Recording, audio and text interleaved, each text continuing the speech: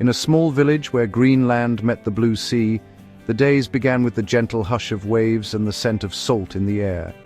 Here lived Santiago, an old fisherman whose eyes held the wisdom of the ocean, reflecting both its storms and its calm.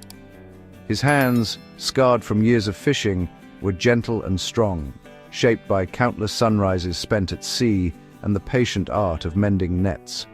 Santiago's life was simple.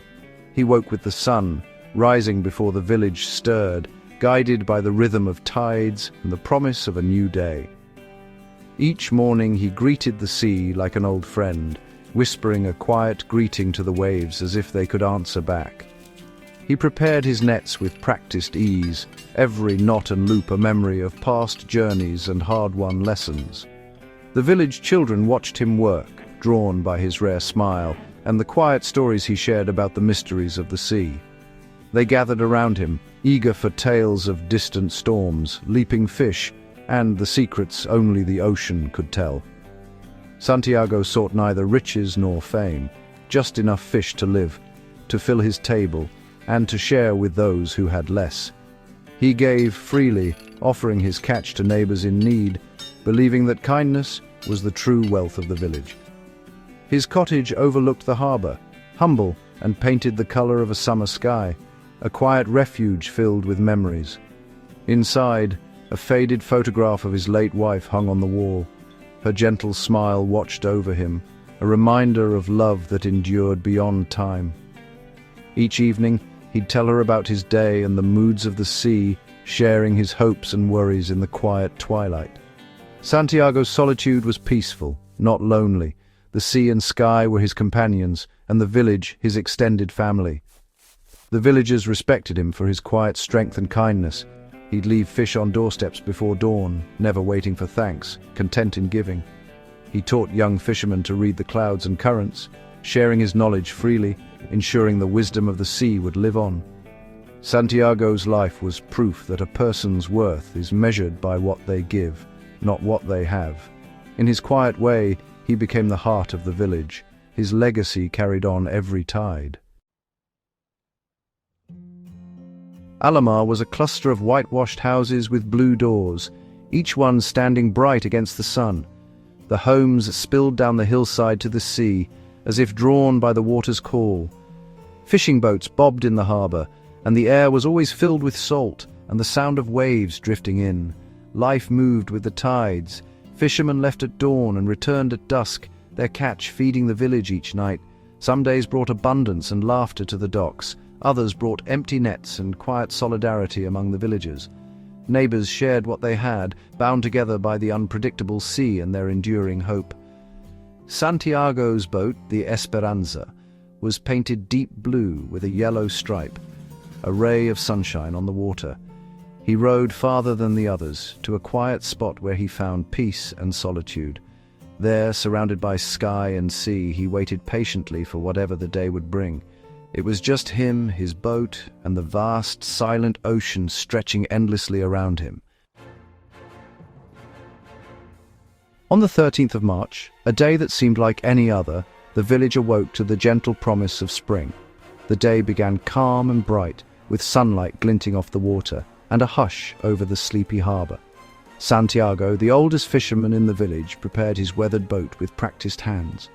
He checked his lines, packed a simple lunch, and rowed out past the usual fishing grounds, heading for his secret spot known only to him. The sea was a perfect mirror, reflecting the sky above. Santiago waited for hours, content in the quiet, listening to the soft lapping of water against the hull. But as the afternoon wore on, the breeze faded away, leaving the air heavy and still.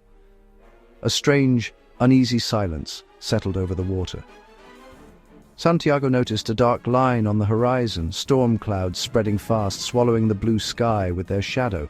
The seabirds, sensing danger, fled for shore in a flurry of wings, their cries echoing across the open water. Santiago recognized the signs. He had seen them before. A sudden squall was coming, and the wind began to stir, whispering warnings through the rigging. He was farther from shore than anyone else, his small boat dwarfed by the vastness of the sea. The journey back would be a race against the storm's fury. Quickly, he reeled in his lines as the sky darkened and the wind picked up, turning restless and wild. The first drops of rain began to fall, cold and sharp.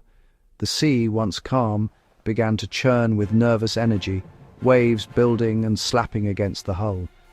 Santiago's instincts told him to head for safety, but he was already deep in the open water, the shoreline now a faint line in the distance. The storm was coming fast, its roar growing louder with every passing moment. Santiago gripped the side of his boat, bracing himself for the fight ahead, determined to face whatever the sea would bring.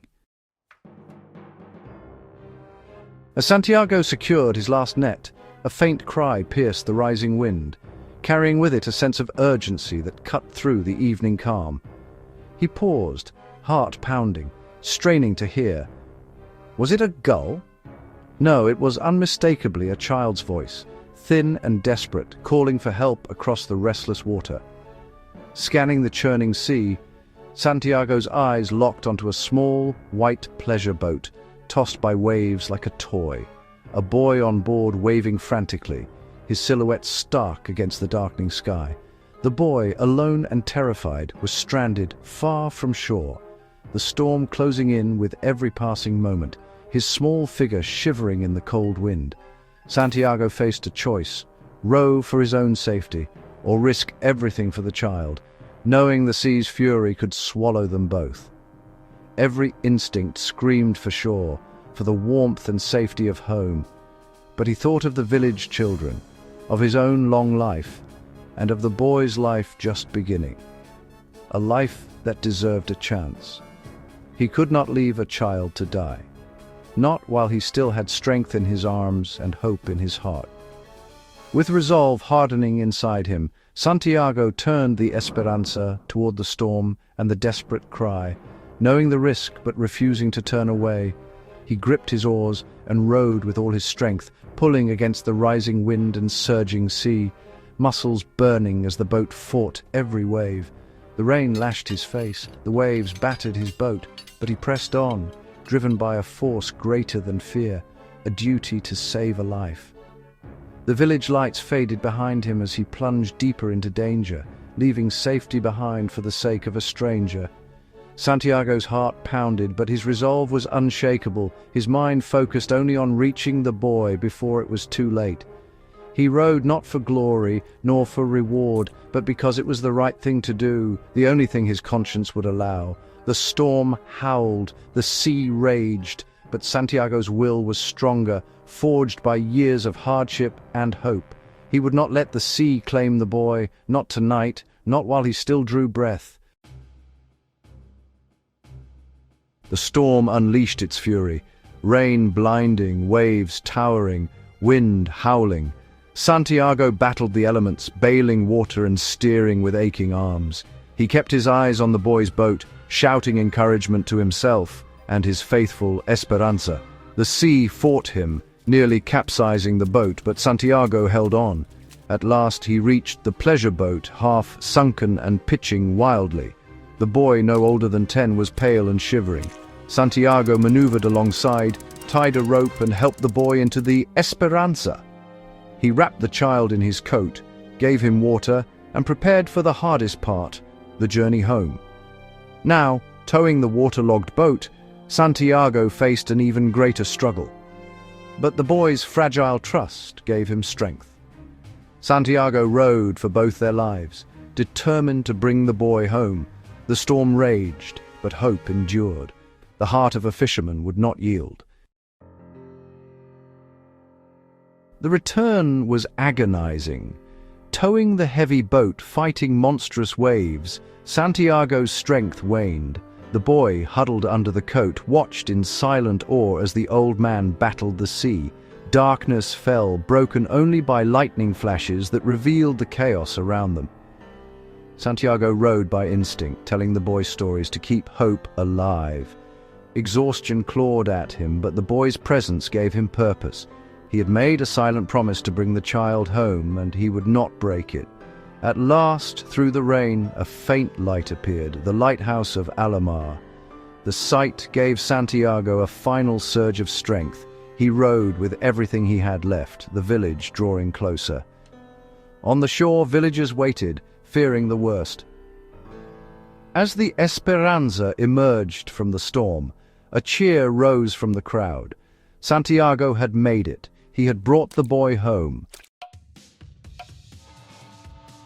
The villagers rushed to pull the Esperanza ashore, relief and awe on their faces. The boy's parents embraced their son, tears of gratitude in their eyes. Santiago, exhausted but peaceful, simply nodded. He had done what needed to be done. His bravery became the talk of Alamar, a reminder that true courage is choosing to help despite fear. Santiago's quiet act inspired the village.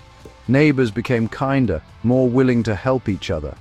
The young fisherman looked up to him, learning that being a good fisherman meant being a good person.